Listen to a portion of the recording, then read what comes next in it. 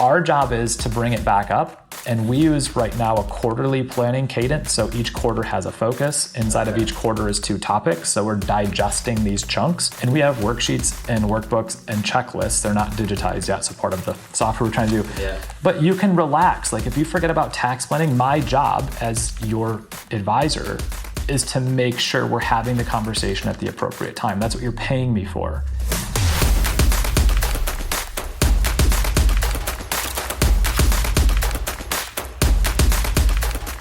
Welcome, Model FAs. David DeStell here, president of Model FA, and very excited to bring our guest, Ron Bullis, on the show, and also excited to have some great quality video as well. So I'll give a plug for that in a second. With that being said, Ron is the co-founder and CEO of Lifeworks Advisors, which is a modern RIA and a technology firm that is solving some of the biggest challenges advisors face today. And we're going to be diving deep into what those challenges are and what he's doing that's out of the box thinking in regards to solving those problems.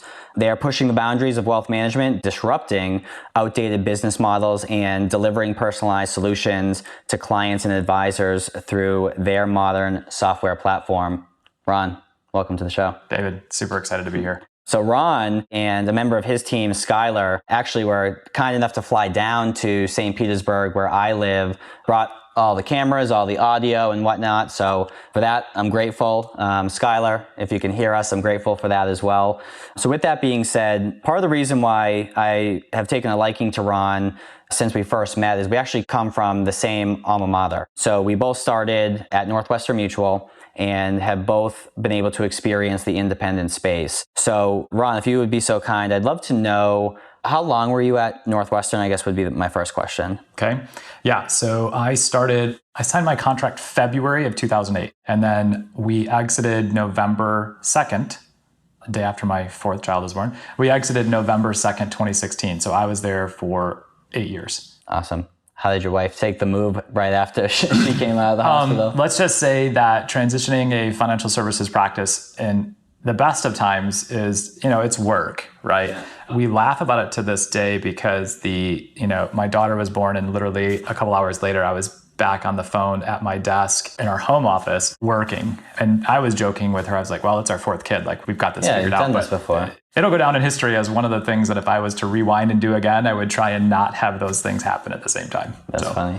Now, as you and I both know, and as I'm sure a number of other people assume who maybe have never been a part of the Northwestern sort of Mass Mutual, Morgan Stanley sort of setup compared to the independent space. Tell us a little bit about how your business model and I guess also business mindset has changed coming from that environment over to the RIA space. Yeah, it was a massive shift. So in 2015, I met a guy by the name of Ray Scalafani who runs a coaching company you're familiar with called ClientWise. And I heard him speak and he asked a question. He had a series of questions that were instrumental in just reframing, to use his words, how we saw ourselves. So one of the questions he asked is, he has a process where he teaches advisors to go out there and take their top 25 clients and ask 5 questions. He calls it the ClientWise conversation. And the questions, I'm not going to list all of them, but one of the ones is, if you were to go to your best client or handful of your best clients, and if you were to say, if you were to describe me and the services my team provides to your friends and family and peers in your network, how would you describe me and what do you value most about the work that I do? And what I would have wanted my description to have been was like trusted advisor, strategic thinker, financial advisor. And what happened was, and this is not a knock on Northwestern Mutual, but we were viewed as the guys who sold our clients so much life insurance that they never wanted to buy any more life insurance from us ever again. Right. So to talk about the business model, this was the shift. When he asked that question, then the next question or series of questions that was coming through his talk was, does your business model and pricing strategy align with the value that you're bringing to your clients? And what I instantly realized was myself and 96% of the advisors in the market have a massive problem here. We give away the one thing that's not replicatable, which is our ability to think strategically and give guidance. We give that away, and then we upcharge for the thing that people can do for free, which is asset management. So we live in a world that's had a couple of trends that have been massive in our space for a while. One, passive investing. I wouldn't want to hang the value of my future business on whether or not I outperform a benchmark over time. But yet that's still a way clients, if you haven't reframed and changed your business model with them are looking at you. If I'm paying you 1 point on my assets under management, and I know I can go to Vanguard or I can go to a robo and do it for 90% less, let's say, right? How are you making up for that? So what we realized right away was, aside from, just the challenges of being an entrepreneurial team inside of a large, very old, very, traditional business, aside from that obvious kind of conflict that happened, clients were seeing us as life insurance salespeople, and there's nothing wrong with that. But we wanted to have a practice where we were getting compensated for the value of our advice and guidance. And so when we left Northwestern, one of the biggest things that we wanted to do was start charging a fee for our planning services, right? And this shouldn't be a novel concept because CPAs, doctors, attorneys, pick a profession that does this. We might be the only profession that gives away our intellectual property and then tries to make it up on the back end. It would be maybe the equivalent of a doctor just making commission on your prescriptions. Think about that a moment. Right. How much would you trust that doctor when he's like, you need to have heart surgery and take these prescriptions, if you knew that guy makes 50% of, right? It would just be, ridiculous, right? So what we wanted to do with our business model was to be able to truly say to a client, we are an independent fiduciary, meaning we are going to charge you for our professional advice and guidance. You don't have to invest any assets with our firm. In the independent space, the conflict that exists right now is a lot of independent advisors still give away planning advice and guidance because they're trying to gather assets. Right. So they're still in a sales business model. They're just not honest about it. They're selling an investment strategy and giving away the intellectual property. And I say we wanted to flip it. Right. And one of our partners at Model FA, Dan Allison, and I, we always kind of riff back and forth where a lot of advisors in the independent space are, say something to the effect of, oh no, we're fee only. So we don't make any commissions or anything like that, but commissions and fees are kind of synonyms of one another, just, taking a rip off different products and services. So I did a talk for a group of advisors through another large insurance company. And I said, how many of you in here would consider yourselves to be financial advisors? And everybody's hand went up. Okay, great. How many of in here would also say that you charge a fee for advising? How many of you would say you're a fee-based advisor? 90% of the hands were up. How many of you in here collected a check within the last 90 days for a financial plan or for strategic advice? Every hand went back down. And I said, so let's just be really clear. You might be charging a fee for investment advisory services, but you are not a fee-only advisor. Because if you're charging for an investment model that then you may be slightly customized for a client, but more than likely not, it's a model, right? And part of the beauty of the industry is you can scale a model. Right? And it's just it's a nuance, but I think it's an important one for being able to rapidly build trust with clients, right? We're in a space, and I'm going to brag about our business model a little bit because I feel passionate. I don't think that the assets under management fee should ever go to zero, right? So I don't want anybody listening to me talking thinking Ron thinks AUM fee models are bad. Wrong. We charge 80 basis points. We just have this open architecture now with our clients where we could say something like, look, if you're a young next-gen wealth builder, and I'm 39, so it's somebody younger than me. That's a 30-year-old starting to knock the cover off the ball, and they have no investments, or their investments are in their 401k plan at work, but they want tax work and some help setting up a estate plan and thinking about insurance from a fiduciary perspective. A lot of advisors wouldn't even find them to be attractive. They'd say, well, we have a minimum of $500,000. I'll give you an example. A couple years back, we brought a client on, doctor, wife is also a PhD, and they went to their dad's broker. This sounds like a Schwab commercial. And their dad's broker basically said, look, when you get to $1 million, go open an account at Vanguard. And when you get to $1 million there, come back and see me and we'll handle your assets. And it's such a missed opportunity for not just to take them on as a client, but overall client experience for their folks. We said to them, the things you need with tax planning and business services, et cetera, you're in our $600 a month model, $7,000 a year. We handle all that. Yeah. And they're like, do you have an account minimum? And we're like, no. My advice has nothing to do with You're building a farm system. Yes. But you have to do so in a scalable way so you're not bogging down the system, which we'll get to in a little bit. I do want to ask, so being exposed to the independent space when I first made the shift over to consulting from Northwestern, I was like, wow, these folks are barely selling any life insurance. Yes. Or if they are, it's, as cheap as it can get as opposed to potentially using insurance strategically for tax purposes. Do you find that in your transition that your insurance philosophy changed much? Is it the same thing with just different insurance companies that you're implementing their products? Because obviously Northwestern is exclusive, but how did that shift?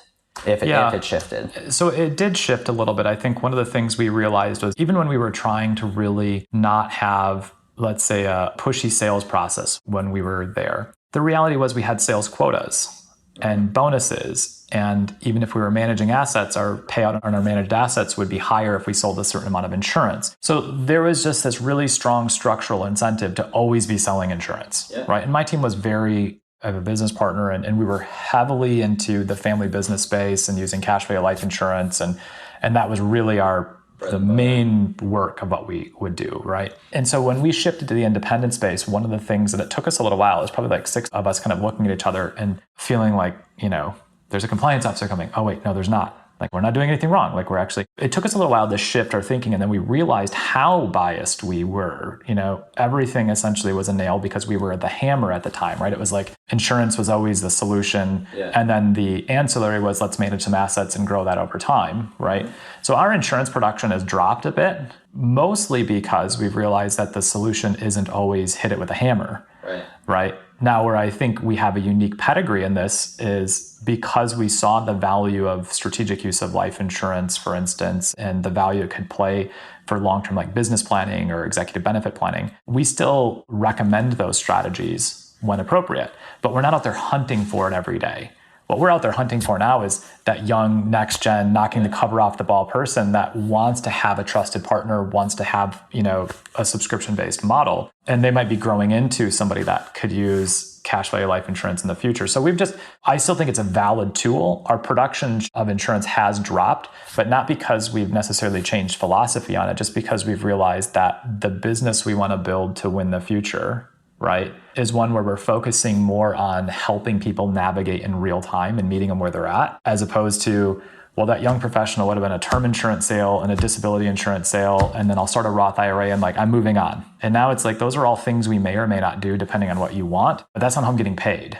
And so a really important thing that I would say to the advisors listening is something my coach has said to me over and over and over again. You measure what matters, and then you monetize what you're measuring. So if you're measuring your business based off of a sales quota for insurance, you monetize it. That's just how it works, right? So when we shifted how we were measuring the success of our firm, right, and the success of our efforts, right, we started monetizing our business model differently. We started measuring things differently, right? Now it's truly about the number of clients that we're servicing, the number of clients in our subscription model, and then even things like our assets under management. Not that it's not a focus for us because we're growing that side of the business really rapidly, but that's not the first metric that matters. The first metric that matters is, are we finding people that value having a trusted partner and that want to pay for planning, right? And then the other things kind of follow from there.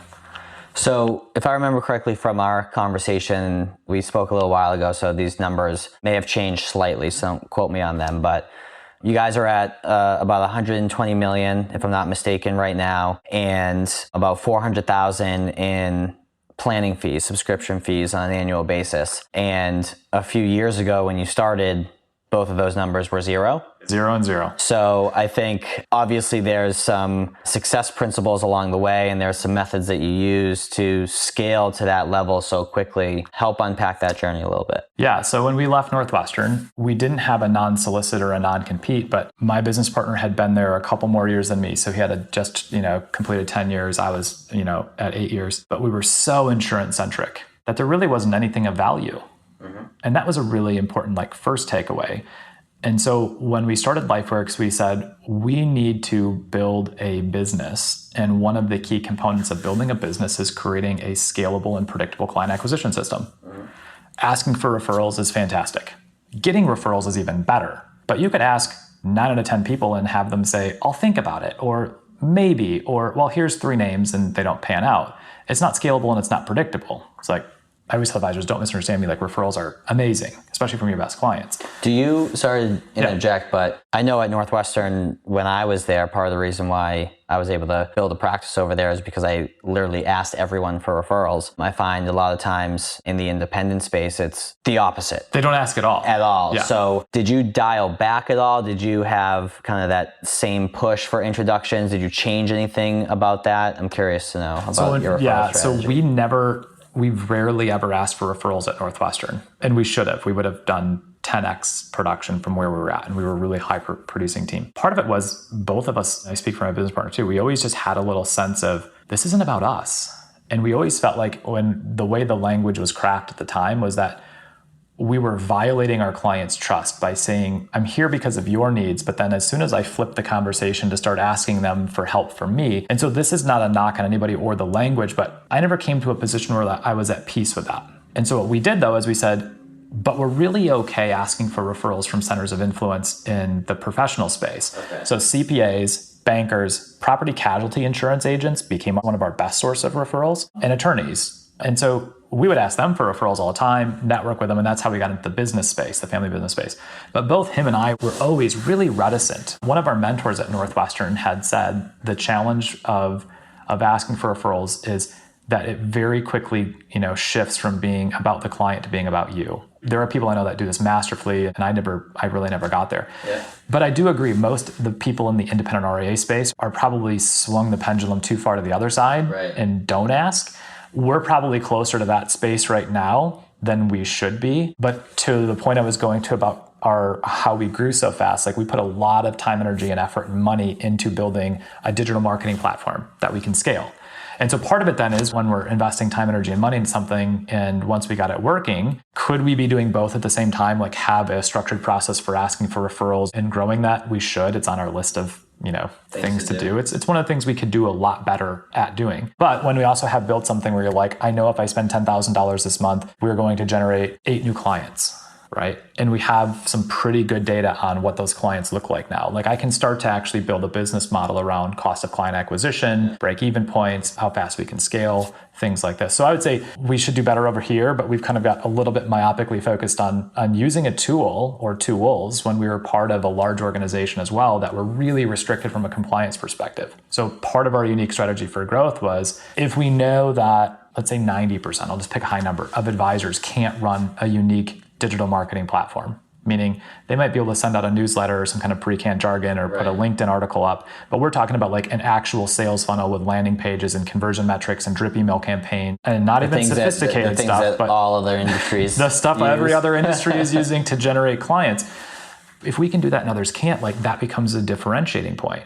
I actually think that if somebody's listening to this and they're inside of a large organization, that in of itself is a reason to potentially go independent. Well, when you have, David DeSalle shared this article as well as 12 other people, yes, it kind of, if I was on the receiving end of that, I probably wouldn't read it because it's clearly just something that's sent out and things like that. Now, that being said, I talk to advisors all over the country. You probably are talking to, the same number. There's still a massive gap that exists out there, right? Whether it's because the average age of an advisor is 60 and they didn't build their practice in a digital way, or whether it's because the younger next-gen advisors are still inside of large firms and starting to exit. They didn't build their practice that way. There's still a large gap. It's shifting, but I feel lucky to be in a space right now where we've got a couple of years under our belt of learning, digital marketing platforms and landing pages, and we're by no means doing it optimal efficiency. We've got so much to learn, right? But it is really nice being able to say, here's my budget for, client acquisition and growth this year. And is that enough capital investment to get us to our growth number, right? I couldn't do that a few years back. And that's just a shift of thinking. That's part of what's driven growth. I've got an awesome team. We can talk about other areas, but one of the biggest challenges I think advisors have today is how do you grow your business in a scalable and predictable way? And I hate this term, but in the new normal. So let's say that whether we agree with our government's, state, local, federal approach to the COVID pandemic, like set that aside, how it happened might become the model playbook for the future, meaning close the industries, everybody works remote, there's a breakout. Like let's just fast forward to flu season next year. Mm-hmm. And let's say, unfortunately, COVID comes back and has variants. Like if the reaction initially is to kind of like close everything down, work remotely, well, what are you going to do then? Like you're going to have rubber chicken dinners with retirees? No. You're going to have networking events with other professionals? Probably not. Right? You need to be more visible, and you have to build a brand. Yeah. And you have to build tribes. And what's the best way to do that? Well, there's this thing called social media. Everything from, I was talking to my business coach. He has an advisor that's growing by like a massive number. It's not even costing him anything. You know what he's using for his networking? TikTok? Peloton. Peloton? Tell me more, because I haven't come across this. That's what I said too. And he was talking about this in the frame of like, this person started using it and started hosting Peloton like group sessions and inviting friends of friends of friends. Yeah. And so like a couple of his clients got Pelotons and they started riding, and then they invited some friends, and the next thing you know, like college buddies from around the country. And the next thing you know, like he's now built a tribe. Well, it's good to be innovative in times of change like this. And one thing you were talking about in terms of making sure that you have the proper sales funnels in place, you're building your brand, things like that. I was talking to a client today, I'll give him a shout out, John Evans. And one thing that we're working on with him that I have all my clients do, which is at the beginning of every single meeting, every single first meeting, I should say, at Northwestern, we called it our approach. Yes. Right? So it's who we are, what our philosophy is, what our planning strategy is, how we're compensated, all that type of stuff.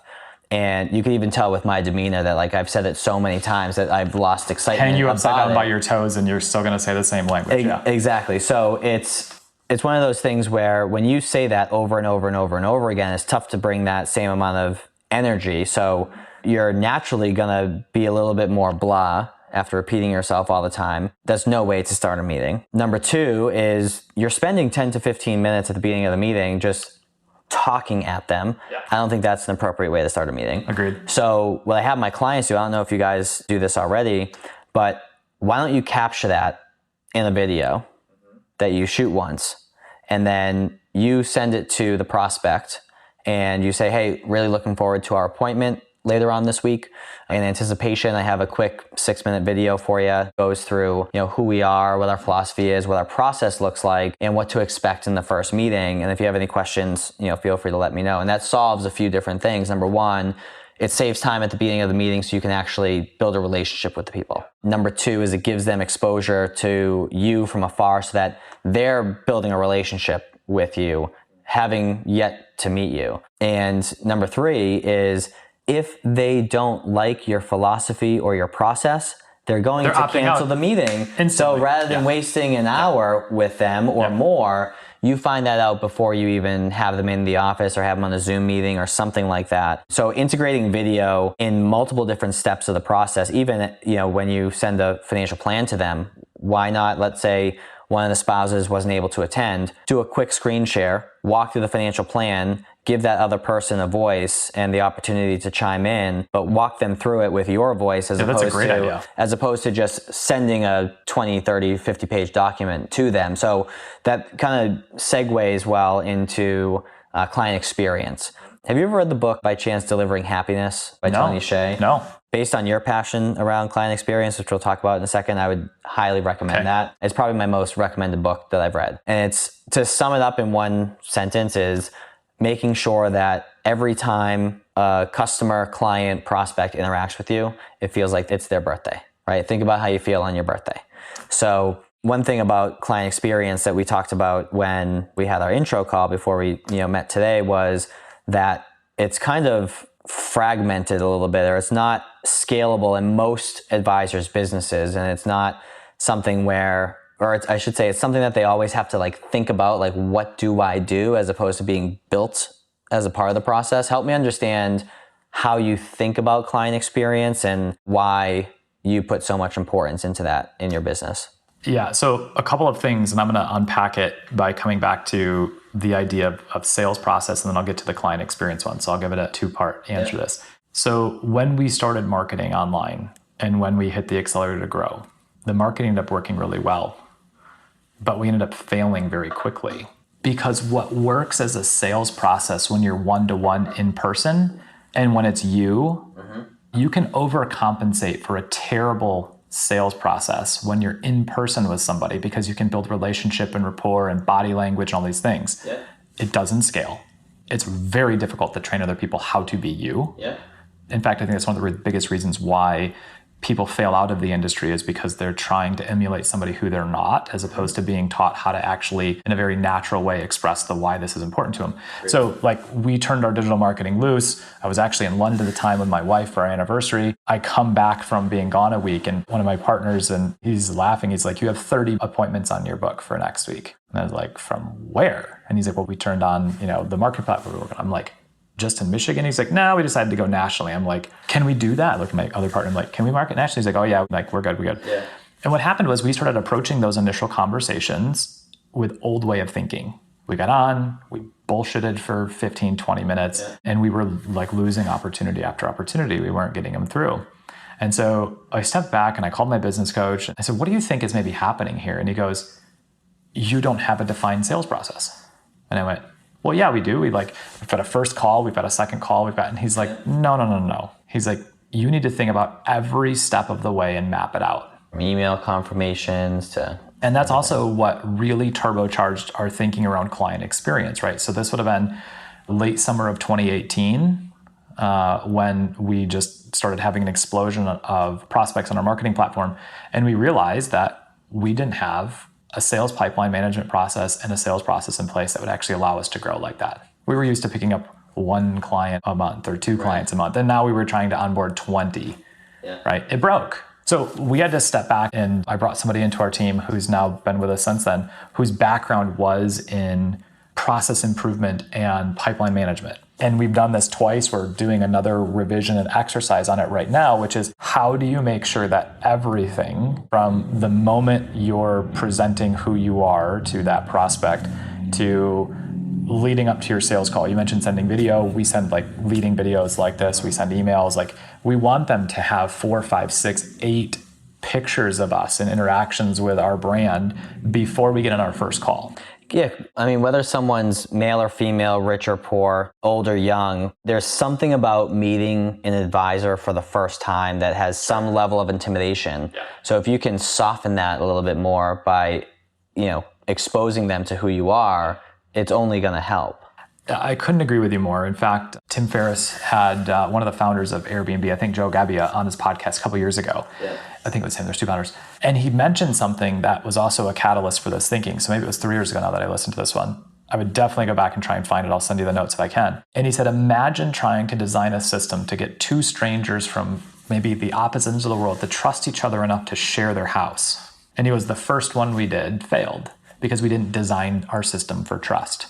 And so I started asking my team the question, what do we have to do to design our new client acquisition process, our sales process, to build trust rapidly? Mm-hmm. And we're long ways from having all these things answered, but this is now a repetitive process. Like, how can we make this a more engaging, more trustworthy process? So the sales process is one that I wanted to piggyback on kind of that last segment. So let's get to the client experience. Why am I passionate about it? Our industry, I think, has adopted this DMV, Social Security Administration, like acceptance of the client experience. A couple of things. One, the industry, let's say it's 100 plus years old, is mostly rooted in a sales process tradition, right? So early stockbrokers after World War II, kind of the idea of retirement came along, mutual funds were created, financial products were then created to sell to people. Fast forward to today, and really it's been maybe a decade and a half or 2, depending on who you talk to, of this idea of like charging a fee, advisory business, financial planning, AUM. But when we still look at the system structures and compliance that sits around that, right? It's approached as if we have to treat it like, healthcare, right? They've got to check all these forms. We've got to make sure all the KYC is done. Like everything's designed at the firm level. And this is my opinion. I could be wrong, so people can throw rocks at this. This stuff is designed, and our pedigree is designed to make sure we don't get sued or have an issue at audit with, say, like the SEC or a compliance person. And there's nothing wrong with being compliant. In fact, I think having a really highly compliant practice is the key to being able to push the edges in other areas. But when you follow your client experience from a process of how do I make sure that I don't get the compliance officer mad, or that, what ends up happening is we adopt this, like you have to sign all these forms first. So we started looking at it saying, what industries have been massively disrupted by a shift in client experience? And so we've used 3 as examples. The first is Netflix versus cable TV. Okay. That shift that happened, and Netflix came out as originally a subscription, right? Like they would mail you DVDs and the envelope and you mail them back. They put Blockbuster out of business, right? Then they eventually cable companies are still around, but there's more subscribers on Netflix now than there are people that have cable, right? Well, what's the difference in the client experience? Well, it's immediate. I want to watch 24 hours of whatever the show is. I can just, right? It's personalized. I now get to decide what I want to watch. So it's client driven, right? It's the consumer driven. What does that look like in our industry? Is our industry immediate, like at the advisor level? Well, for advisors listening, here's a simple test. If I was to go to your website right now, can I become a client right now? Or do I have to fill out a form and you are going to call me back on your time? Like this is a big one. we live in a world now that next-gen wealth creators are digital natives, which is kind of a term that gets thrown around all the time. Yeah. We are used to downloading anything and everything we want in the immediacy and binge watching it if we want to do it, or interacting with it like this. People don't put down their preferences for how they want to engage with something just because they're engaging with a different industry. Our industry has just kind of said, well, you need us. Well, then the robo-advisors came along and we were like, no, they don't. Right. And consumers still said, yeah, we want advisors, but the process is terrible. So there's a report from Ernst & Young, their 2019 Global Wealth Management Report. If people are listening to this and they haven't read it, like just Google 2019 Ernst & Young Global Wealth Management Report, read it. In fact, I really hope they do another one in 2021. It's a survey of like 4,500 wealth management clients globally. Here's a couple of key takeaways. 80% of clients said they wanted more personal advice and planning, but half of them were sitting on the sidelines. Why? Because they didn't trust the structure of the fees they were being charged were fair, and the technology and experience was lacking. Like that's the summation of like 40 pages of really, really good reading. So from a client experience perspective, why we're passionate about this is I think the work advisors do and the work that my team does is noble work. And I'm taking this a little bit from Ray Scalafani and from other leaders in the industry, but we have a really important role to play. Whether we envision ourselves as more of a life coach or an accountability partner or a decision maker, co-pilot kind of role, like when people get ready to make the biggest decisions of their life, or when they face some of the worst events in their life, like the loss of a family member, the loss of a business partner, we are wired to have human interaction. We want somebody sitting there helping us think through and making wise decisions. And our focus then in our client experience is how do we start to remove these points of friction and these DMV-like experiences, right? So the first thing we said is we have to figure out how to make our system be immediate. And by that, you have to be able to become a client of mine at your time and your choosing. So tell me more about that, because one thing that you had mentioned on our call is that a lot of what advisors actually do is, or their team does, is input data. And in order for the various software programs to work, it needs to be manually entered. And you have a different philosophy where you say, no, actually have the client do that work. I feel like the majority of systems and processes that I've seen do have some level of functionality to where the client can input something, but it's clunky or it's web-based, whereas everything's on our phones. So what are you doing now to solve that? Yeah, so as we started to dive into this client experience thing, we went out there and did 200 plus software demos. That was part of starting the RIA as well. Is like we're finally free of this big company that has kind of okay software, and we get to just build our own tech stack. That was the first, I hear this all the time, like, well, I get to build the tech stack. It's one of the challenges that a firm has to solve is this idea of a tech stack. Meaning, when you and I were talking about this, I said, just think about the average life of an advisor right now, the average day of an advisor, right? They take data from you in whatever form, whether you've emailed them or texted them or phone call or something like this, and it goes into our CRM.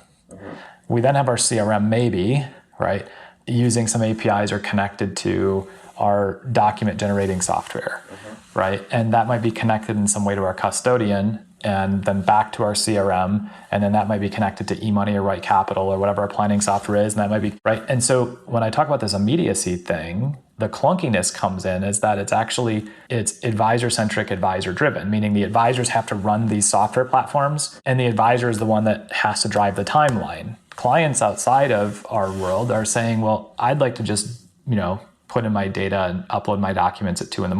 when I get off of work or on the weekend, right? So they're in a world right now, and we are too, like we want it when we want it, right? So what we started to do to fix this is we said, what do the robo-advisors do? And what are they doing really, really well? Because I think the traditional wealth management industry and advising space has kind of said, well, that's just for people who really don't want advisors, or, you know what, they're never going to financially make it because you can't scale it at 15 basis points or 25 basis points or something. Now, that argument's been like settled. They're here and there's thousands of them, and maybe they're all having their own issue now of how do they actually add value because there's thousands of them. But what do they do really well? Like, go to Betterment, go to Wealthfront. Onboarding, I have a Betterment account, but I could. You click a button, it's 3 minutes. Yeah, I could do it right now. Soup to nuts, you're a client, you link your bank account, you transfer assets, your ACAT's processed, and you're moving. Yep. Right? Hey, Model FAs. I know you're enjoying this conversation, but I wanted to take a quick break to talk to you about the Model FA Accelerator. This is a unique collaboration between us and you, where we help you build a financial advising practice that you can be proud of. We focus on the foundational concepts around how to pick a niche or a specialization, how to price your services, how to construct an offer that people are going to buy, and then how to market it and sell it in a way that'll get people to sign on the dotted line and become clients of your firm, all while giving you the information to scale and set up workflows and operational processes that will allow you to reclaim your time and build a practice that doesn't run you. So if you'd like to hear more about that, go to www.modelfa.com/accelerator or www.modelfa.com. Hover over Work With Us and click on Accelerator. Hope to see you in the program. We said, does that software exist for a financial advisor? And there might be people watching that's like, oh yeah, there's 10 of them. Okay, maybe there are. But when we did 200 plus software demos and we looked at the best software platforms out there, most of them solved one problem. And then we had to connect 6 or 8 other ones to do the whole process. And it was me doing it. In our business, the most expensive thing on a firm's P&L is human capital, right? The biggest challenge our industry faces right now, when you talk to leaders and CEOs in the space, is attracting and retaining amazing talent, right? So we said we have to build a software platform that allows our clients to onboard 24/7. And it has to be collaborative. So if they want me to type in the data from gathering it from their spouse, their partner, a document, great, I can do that. But if they want to type it all in, they're going to do it way faster than I am anyway. And they're going to catch all the errors. So we built a digital onboarding tool. That's the first thing we set out to build, which is you want to become a client? Great. I'm on the phone with you. I send you a link. You create a username and password, and you digitally sign our ADV, our financial planning agreement, and you start onboarding. And then we ran into we charge a fee for planning. So we have to figure out how to get the credit card or the bank account information. So we had to build the credit card processing. So we're on this journey right now, and I'm happy to talk more about our software platform of basically taking all of the manual processes that we were doing as advisors and looking at the best in the robo-advising space and even outside of our industry from a digital client experience and speed, and saying, what can we learn from that? How can we bring that into our platform? And then we're going to digitize the entire client experience, from onboarding to billing to opening investment accounts to delivering financial planning advice and guidance. All that stuff has to be rethought and has to be built from the ground up.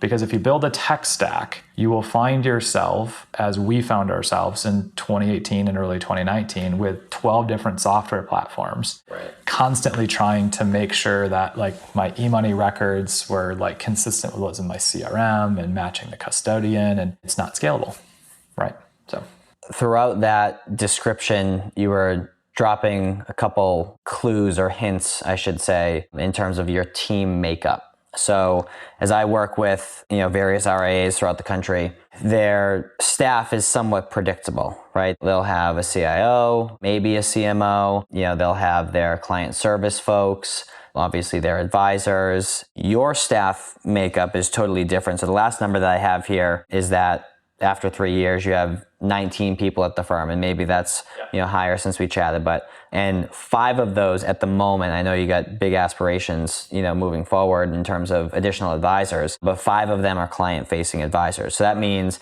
that there's 14 folks that don't work face-to-face with clients, but not all of them are client service folks. They're just a different makeup. So tell me about your team makeup and why you're investing your dollars into those types of folks. Yeah, man, I love this question. And I'm going to pick up where you just left off. I'm investing in the future of my business.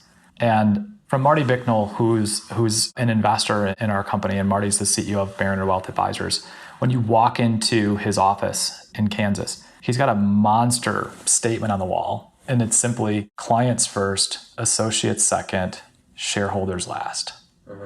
And when we're in an industry that rewards people for being really good salespeople, what happens is you go from a starting advisor to maybe really good at sales and you start making money, and then you hire a staff person to do some of the stuff you don't want to do. Yeah. And you grow some more and you hire another staff person and then another, and then maybe you hire somebody to manage your staff people. And that's not investing in the growth, that's investing in leveraging what's already there, right? It either becomes a flat organizational structure where you've got like one person, like 20 across like this, or it becomes very hierarchical. And you've probably seen this even more than I have because you consult with advisors, is they'll say things to me like, yeah, but like, Ron, you're giving up so much of your income. Like, you guys are managing 120 million of assets, and then I'll openly tell people what my salary is, and they're like, well, yeah, but like I'm making 5 times that managing 100 million of assets. I'm like, yeah, what's your enterprise value? And what are you building to in 10 years? Right. And do your clients view the value of being a client of your firm and your team, or do they view the value of being a client of you? Because if it's you had a problem. Now, you could have a great lifestyle practice, get really clear on that. Like, I'm going to basically make as much money as I can and be profitable on a self-employed basis. For those of us that wanted to build enterprise value and build a firm and serve our clients differently across multiple generations,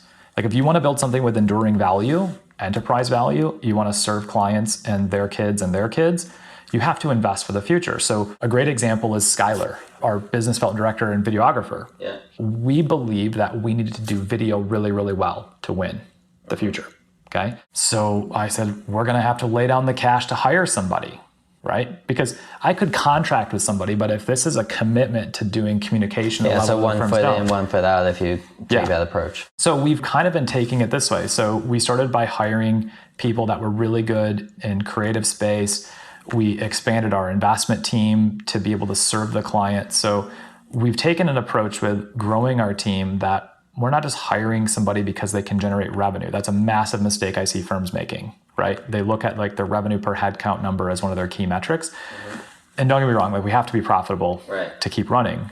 But we also have to think about the investments we're making in our firm, and to grow something of enterprise value, to build a team that clients want to interact with, not just you have to invest. And so we've got an interesting amalgamation of talents. We've got 2 guys in our team from MIT, right? One of them is our chief data science. One of them is our VP of investment strategy. We've got a professional futures and options trader from the Chicago Board of Exchange. We've got a guy to the institutional investment space who's our director, or who is our VP of investment operations. We've got a UX UI designer. We've got a creative director. We've got a videographer / business development officer. We've got 5 software engineers. So what we're doing is we're also building, the technology side out for our business plan of like bringing advisors onto our platform. But even before then, I was just looking out there and saying, who do I need to have on my team to win? And what is the world going to look like in 5 years? Because I want our clients of Lifeworks to love interacting with me, but I need to set my ego aside and say, whether I get hit by a bus, I die, I have to evolve my role in the company. I can't always be there for the clients I'm serving unless I build a world-class team. And then the question is, what does that team need to look like? And that's always going to be a little bit of a different answer for every advisor. But I would say don't fall into the trap of hiring essentially a glorified secretary. Right? Hire ridiculously smart people that are way more talented than you are, pay them insanely well, figure out how to give them a share of the ownership, which I'll happily talk about our partnership model, and then let them run. Like, let them go and do amazing work for your clients, and you will build enterprise value faster than in any way of just in a traditional model. Well, it's cool to see someone in our industry who is really embracing the fact that you're a software company and the media company that happens to provide financial advice, whereas everyone else provides financial advice and tries to put the pieces of the puzzle together with everything else. So it's cool to see you flip that around and do your best to be loud in the industry so that people are aware of who you are. And then also, after doing 200 some odd demos with tech platforms, being like, all right, screw it, we're just going to do it ourselves. Yeah. And there's a lot of great software out there. In fact, the one challenge we're facing now is we started at zero and just built everything from scratch up. There are other software pieces that we're still using that solve a problem really well, right? And so our biggest challenge now is eventually going to be saying, okay, like which one of these ones do we think it's the most important for our clients' benefit to integrate to? Because if you go back to the powerful idea of always framing it's client first, it's advisors and associates in the firm second, and it's me as a shareholder partner last. That doesn't mean I should ignore enterprise value, but what it means is, well, if our clients are really telling us they want to have estate planning, right? Like we just started working, and this is a plug, I get no money for this, right? Vanilla, right? If you run across Steve Lockshin's platform for digitizing estate planning. So for advisors listening to this, go check out justvanilla.com. It is a really beautiful way of offering estate planning services to your clients in a digital environment. It's genius. I mean, he's taking one of the most boring industries that exists out there and trying to figure out how to help us deliver it. So if our clients tell us like, hey, that's the next most important thing, then we're going to build to the things that our clients tell us are the most important things to them, right? But all the rest of it, right, in getting started was just a matter of saying, we need this to actually just work at scale. And we need this to be client driven. And so we started at zero and, went from there. So one thing that just made me think of it when you brought up estate planning is, so one of our partners, as I mentioned earlier, Dan Allison, he has a process or a methodology, I should say, called feedback marketing. And it's essentially a comfortable approach to getting referrals. And actually, we got 2 videos that outline the exact process. I'll send you a link as a thank you for somebody who also needs it. Yeah. So it's really 3 main components. So it's gathering feedback on the front end with pinpointed questions that can be recycled depending on the stage of the client relationship, or, we had folks who recycled the questions to be more towards their response to COVID and the market volatility last year. So the whole idea is getting feedback. If you stop there, that's valuable in and of itself, because you're either going to understand what you did for them that you didn't realize that you did so that you can do that with everyone else, or hopefully they'll give you some sort of constructive criticism so you can continue to evolve. So you get feedback from them, making sure that you follow back up with them, let them know that you're working on whatever the constructive thing is. Don't just say, hey, thanks, and don't do anything with it. So come full circle. The second component is similar to what you said at the beginning, which is reminding them of the various services that you offer. And the reason why I said, based on what you said at the beginning, where when you were at Northwestern, people viewed you as the life insurance person, even though you may have helped them in other areas, you were kind of pigeonholed into that. So for example, if they had someone in their world who just got an inheritance for a few $1,000,000, they may not think of you because they didn't necessarily have that same experience with you. So making sure that you're reminding them of the various services that you provide. And the third component is actually going in and asking for introductions. So that's his methodology. So I'll give that to you as a thank you. But I guess the topic that I want to discuss now is, I have the stat here that you had mentioned. Did I take this note right? TD-FA Insight. TD Ameritrade FA Insight Study. Study, where 96% of advisors' revenue is generated off of AUM fees. Correct. However, that list of services, that step 2 that I just mentioned, has 10, 15, 20 different things. So essentially, a lot of advisors out there are saying how important all these things are, and yet all their revenue is coming from one spot and they're giving this other stuff away. So that's just me tossing that topic out there. Feel free to take that in whatever direction that you want. No, and I mean, this is a really important one. That there's a couple of things here. One, there's been conversation a lot in the industry for the last couple of years, and it still exists, about fee compression, right? I don't think it's necessarily fee compression. And I've talked to some CEOs of some really well-run large RIAs, and they're like, yeah, it's not fee compression. What we're actually seeing is margin compression, because our clients are wanting us to deliver more and more value for the same revenue, right? And when value is not an issue, price is never in question. Yep. Okay.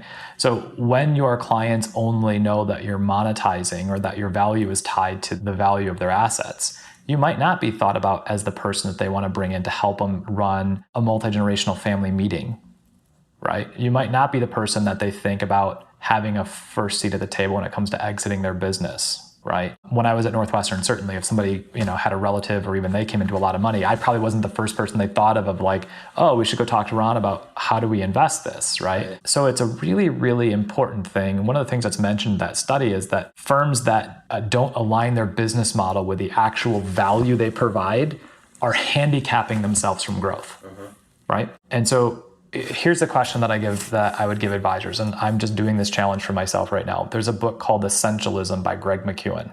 Okay, it's an awesome book. In it, there's a quote, and it goes something like this. So I'll just paraphrase. Let's say it's a rough quote. We live in a world where the reality is that very few things are exceptionally valuable. Then he goes on to say, John Maxwell has even stated something like, we cannot overestimate the unimportance of practically everything. Here's the question.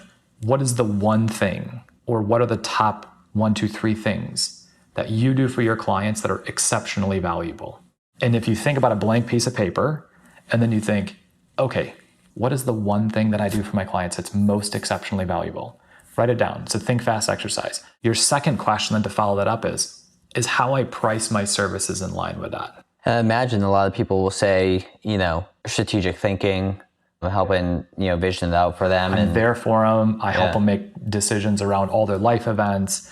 I don't think the average advisor, because I do believe most advisors really truly want to do what's right for their clients. I think we sometimes get painted as like a used car salesman-esque type of role. No offense to used car salesmen. But I think that we get framed, to use another one of Ray Scalafani's terms, or kind of painted into a box, right? And part of that's because we as an industry haven't done a really great job communicating what the exceptional value is that we provide, right?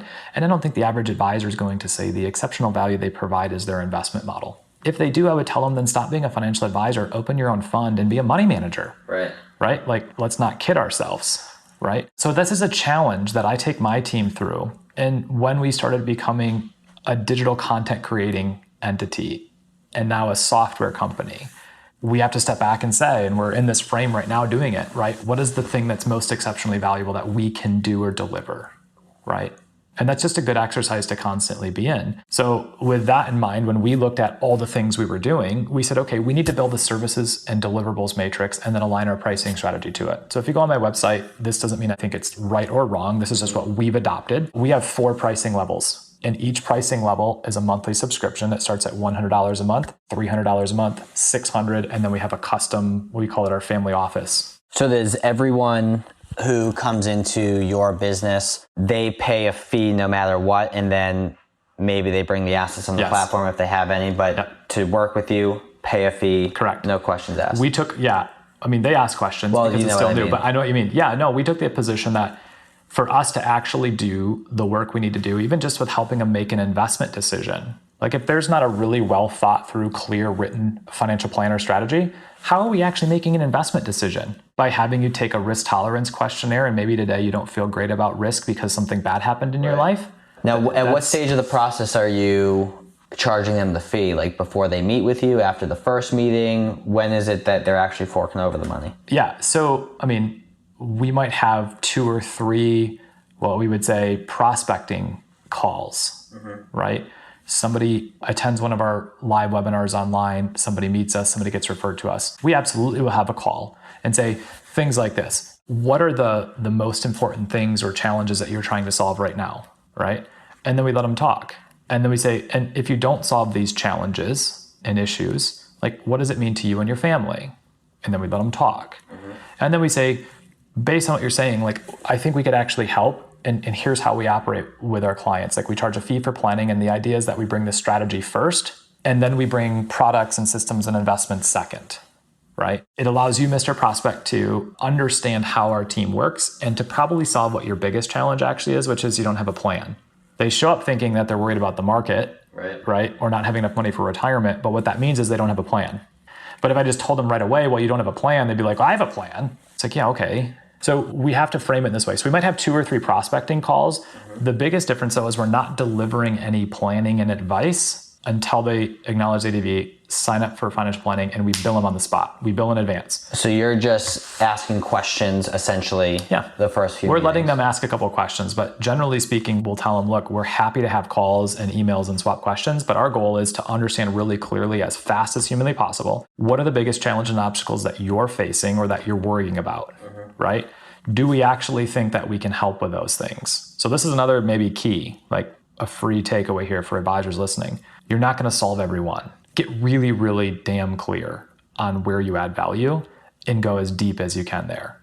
What that means initially is advisors are like, well, I'm going to alienate a bunch of people. Like if I'm really good at working with CPAs or business owners, then well, what about the executive that comes in that has money, right? Our biggest flaw we make in the industry is we try and take on everybody and we become everything to everybody. Well, I was saying to Skylar before you got here, and advisors who don't focus on a specific group of people, essentially what they get stuck doing is they make all different types of promises to a bunch of different people on the front end. And then they realize that, okay, I can't actually scale this because all the practice management involved and the delivery of those promises are all different. So you can't have the systems and processes in place to actually scale to the proper level. Yeah. And this is where back to my point about having a digital marketing platform or some kind of sustainable client acquisition system comes in. Because in my little network in Grand Rapids, Michigan, right, maybe it's a 300,000 person town, right?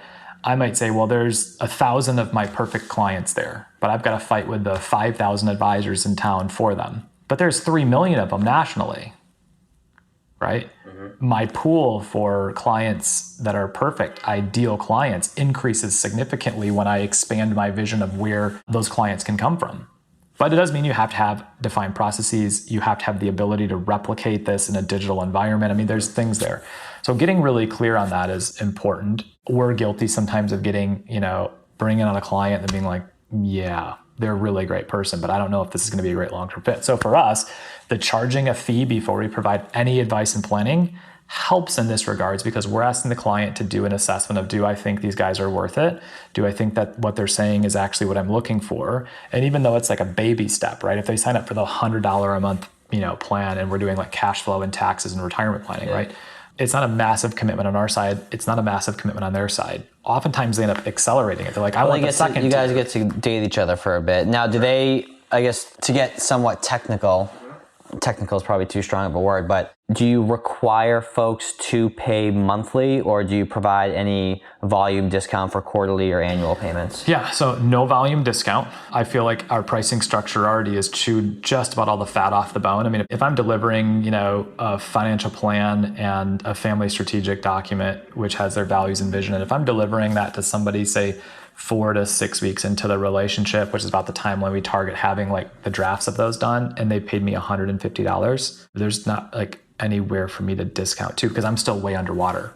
Now, if they stay a client at that $100 a month level for a year, 18 months, and there's a long-term relationship, that does turn and we can be profitable on that. But part of this is we just said, we had an opportunity, lost it today because the guy wanted to pay annually. And we're like, we built our system to do monthly billing in advance, and it's automated. And as much as I'd love to have you as a client, like I really just need you to pay either monthly on your credit card or your bank account. So to play devil's advocate, earlier we talked about client experience. So let's say, they were at the $600 a month level. Wouldn't it behoove you to accept $7,200 to please them? Yes, absolutely. Are you working on that? Yeah, and we're working on it. And so here's the dichotomy that exists. In building the software out, we have to take an MVP type of approach. Right, which means we have to say something like, how do we build the tool that solves like 80% of what we need? And so, yes, what's coming in end of Q2 is an automated billing platform for our clients where they'll get to pick how they want to pay and the frequency. But as we were doing it manually over the last 18 months, right, and we were using our software to like facilitate onboarding, but we just realized like we can't have like every possible mode and frequency of payment like built in there day one. Right. So we took monthly down because we felt like it aligned with how more people pay subscriptions. Like the quarterly thing is a historical relic of like the quarterly dividends and things like this. So anyway, so you're absolutely right. Like in a perfect world, a client should say like, I see the fee, I want to just write a check and pay for it. The other side of it, though, is there's some SEC compliance around getting paid for services that you don't deliver for 6 months or more in advance. You actually then become a custodial RIA, or you deem to have custody. That's is where you've got like regulation and the software and a few things that kind of hit. So yeah, in a perfect world, clients would get to pick. And if a client wanted to pay me day one, I might look at cost of capital right now and tell them, you're probably not going to like this, but my cost of capital is virtually zero because of the low interest rate environment. So if I'm discounting based off of a cost of capital, it's maybe 3 to 5%, right? So let's assume that someone engages you for planning and they don't have assets or they want to do it on their own. Is your service model built in such a way to where, of course, they're going to go into the 13th and 14th month and the 40th month and the 50th month in terms of the value you're providing beyond the initial upfront work? Yeah, so part of what we had to build, so the client experience piece back to this, we also realized that we had to have a way of scaling the delivery of planning and advice. Because delivering a 30, 40, 50 page document to a client is really a flawed process. And I'll give you an example. If I generate a report, and it doesn't matter whether it's out of Money Guide Pro, Right Capital, eMoney, don't care, pick one, and I generate a 30 page set of charts, spreadsheets, and graphs, right? And then I was to come back to it a week later and pick it up, or the client was to come back to it a week later and pick it up. Are they actually truly going to be able to go through that whole thing and remember the nuances of, well, this one's tied to a Roth conversion, but no early Social Security, or this one's max funding, college funding, but not retirement? No, they're absolutely not. In fact, if you were to try to tell somebody in a business setting, like, I'm going to come in and I'm going to change everything about your business all at once, you as a business owner would be like, whoa, time out. That's a recipe for failure, right? In fact, even in marketing, what the marketing people have told me, like you change one thing at a time and you test it, and you change another thing at a time and you test it. So we built a modularized approach to delivering financial advice and guidance. We call it the Family Strategic Planning System. There are 8 areas, right? Family strategy, financial planning, risk management, taxes, business planning, investment and savings, estate and legacy planning, and philanthropy, right? Those are the areas. If in our discovery process and you're onboarding, the conversations with you and our team are like, you really need help in budgeting, taxes, and life insurance, right? We're going to escalate that in our written document, and we write things out. And then we say, we will get through all these as fast as you want, but generally the cadence is we start implementing things. And then as we implement stuff, new things come up. So we've designed it in such a way that we're also trying to tell our clients, like, take a breath, we'll solve any, current issues, we'll solve the trauma, right, to use a medical term. And then we'll look at the emergent issues that come after that in a logical way. But you also can get to then tell us what's most important to you, right? And then know that if you forget about it, our job is to bring it back up. And we use right now a quarterly planning cadence. So each quarter has a focus. Inside of each quarter is 2 topics. So we're digesting these chunks. And we have worksheets and workbooks and checklists. They're not digitized yet, so part of the software we're trying to do. Yeah. But you can relax. Like if you forget about tax planning, my job as your advisor is to make sure we're having the conversation at the appropriate time. That's what you're paying me for. If you decide you don't want somebody that's piloting the plane while you're taking a nap in the back, and you want to be responsible for it, then you shouldn't be paying an advisor of any sort, right? Because you can go online as an individual right now and watch YouTube videos and digest stuff for free and go on NerdWallet and God bless people that do that, right? So part of it for us was just saying, like, what's harder? Initially solving a problem that anybody could probably see, or continually improving something that's already really good, right? Year 2's work is harder. And we actually should get paid more for years 2's work. The mistake I think here is that all the value is created in the planning on the front side. And that's the easy part. Like that's the one anybody and everybody should be able to spot the big problems and fix them. The hard part then is to say, okay, Mr. and Mrs. Advisor, right? What's the smallest change you can make to your client's plan next year or when that year comes that's going to have the biggest impact down the road, right? So it then forces the advisor to continue to be strategic and earn the money. And we use that language with our clients. The burden is on us and my team to deliver value to you. And if you feel like we're not delivering value, go back to when value's in question, price is the issue, right? That I think, and again, I could be wrong, I don't have everything figured out. I think it helps right size the trust issue between clients and advisors because they know if at any point in time I'm not delivering value, they just stop the subscription. Well, and it forces the advisor, because I feel like a lot of advisors, once they bring on a new client, it's immediately, exaggerating slightly in terms of the word immediate, but it very quickly gets into maintenance mode as opposed to proactive mode. Correct. And relying mostly on the client to bring up, I would agree with that. And we still sometimes fall prey to that, right? Where we're like, oh man, we've kind of been a little lax on getting out new content about estate planning. Like we've got to lead this conversation. Peter Sheehan, I heard him at a Barron's conference, a consultant based out of, I think, Australia or New Zealand. He had a lot of great things in this conference that I was at. He was a keynote speaker, but one of the things he asked the question, he said, are you leading your clients into the future or are they dragging you there kicking and screaming? So if we're truly trying to help our clients manage their wealth for today into sometime in the future, are we doing the proactive work to lead them there? So are we looking at technology? Are we looking at legal changes? Are we making sure that we're asking them every year, hey, did you open any new accounts that I don't know about so we can make sure your beneficiaries are done? There's lots of boring work, but let's be honest, really good financial planning might actually be the sum of 100 different little small things done really, really well to create a big outcome, right? So I feel like we could talk for a while. And we will be because we have happy hour after this. With that being said, I do want to pivot slightly based on time. So one of the things that I'm really trying to do with the podcast is promote learning within the industry.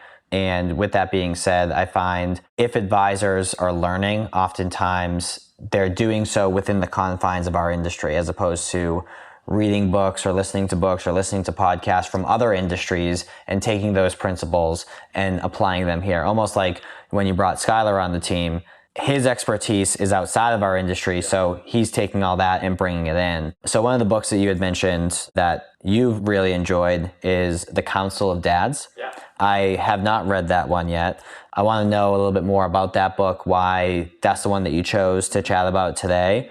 So real quick, The Council of Dads is written by an author by the name of Bruce Feiler. I've probably given this book away more than any other book, and I'm an avid reader. Story is this. Guy is a famous photojournalist and author. One of his first works he did was called Walking the Bible. He walked the entire Middle East, chronicling everywhere that was in the Bible, taking photos, gathering people's stories. It's not a religious book, but that was his premise. Awesome work. Fast forward a few years, got married, had twin daughters, was getting ready to do a book essentially on walking America, and went for a routine physical. Doctor said, something's not quite right. Go see a specialist. Went and saw a specialist, and within a couple of days, they found out he had a rare form of bone cancer in his femur that was literally massive. And they basically said, go home and put your affairs in order because it's good probability you're going to die. And at best, you survive, you'll never walk again. Okay. So he's got a couple of twin 2-year-olds. So the book starts with this. It's him journaling his emotional outpouring of thinking about all the things he's going to miss in his daughter's life. And it's a rough chapter to read. I mean, I have 4 kids. But then the second chapter starts by him asking the question, what are my daughters going to miss about not having a dad? So the premise of the book is this. He first does the work to say, what are the things that matter most? And then who can teach those to my kids?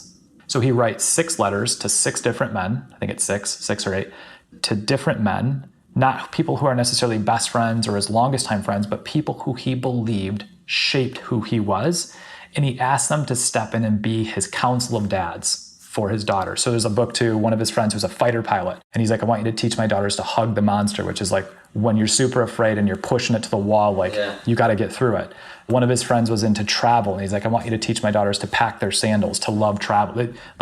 One of my daughters passed away. And so part of this for me is a little bit of a passion project because I have a really deeply rooted grasp personally for me right now on making sure that I'm living every moment as fully as I can. My sign off on my email is live above the grind. And I know I don't always do it, right? So this is I need the reminder. What he did, and the reason I refer this book, and I think it's a beautiful book for advisors, is because if you actually ask your clients in a very meaningful way, write a list of the things that matter most to you.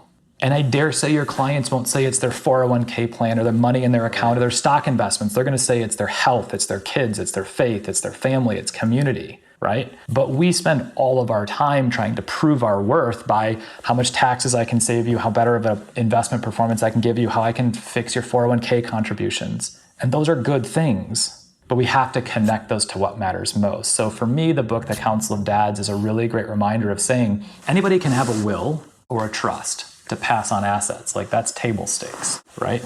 Now, a lot of people don't, but everybody can.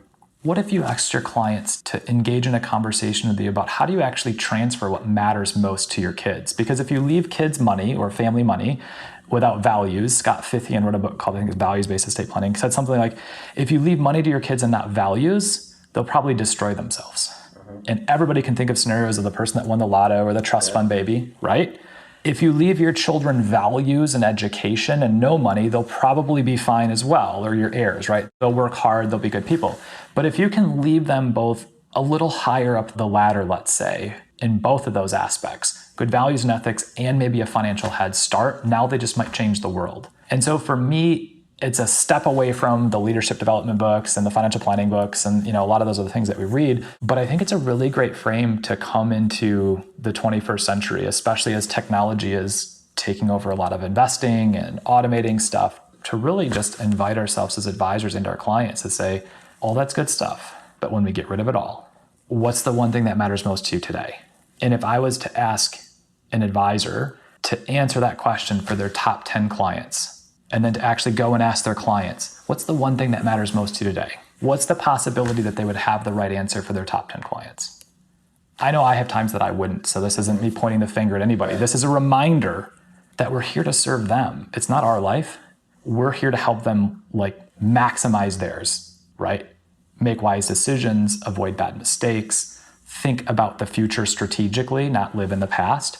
So it's an invitation for me. And I love sharing the book because whether somebody has kids or doesn't have kids, I think that you can think about community, you can think about family, you can think about transferring what matters most, you can think about impact. And those are all things that I encourage advisors in our space to like hold near and dear. And don't forget about when we start making lots of money, or don't forget about when the money's still tight and you're that advisor like grinding it out and you're like, I can't barely afford my rent, but I'm like pushing, right? Stay focused on what matters most, serve clients. And this business is an amazing, noble profession that you will get out of it what you put into it, into other people's lives. It was probably the best book description that we've had on the show, while also tying it to how it can be applicable to an advisor's process and relationship building with their prospects and clients. So I appreciate that. Yeah.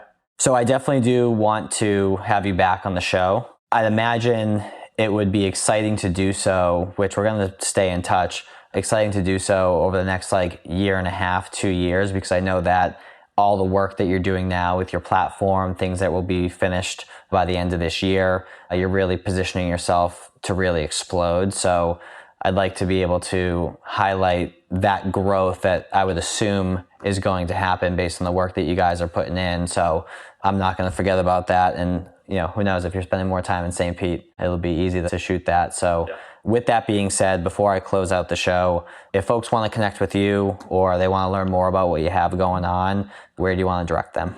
Yeah, so LinkedIn, you can type in Ron Bullis, easily find me. We have a website for advisors called The Future of Advice.